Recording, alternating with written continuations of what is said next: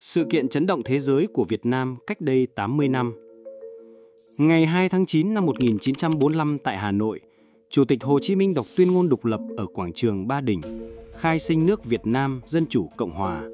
Nhưng Pháp và Mỹ vẫn xâm lược sau đó. Tháng 9 năm 1945, quân Anh vào Sài Gòn, tạo điều kiện cho Pháp quay lại. Rạng sáng 23 tháng 9, Pháp nổ súng chiếm trụ sở chính quyền, mở đầu phong trào Nam Bộ kháng chiến.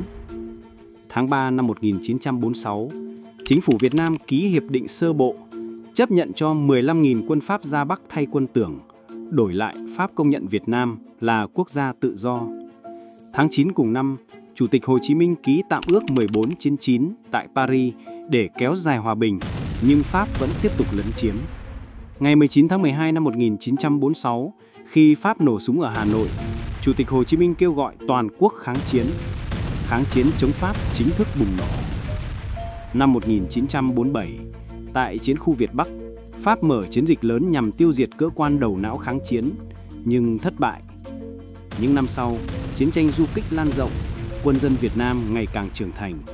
Giai đoạn 1951-1952, các chiến dịch ở Hòa Bình và Tây Bắc giúp ta giành nhiều thắng lợi, từng bước làm suy yếu quân Pháp.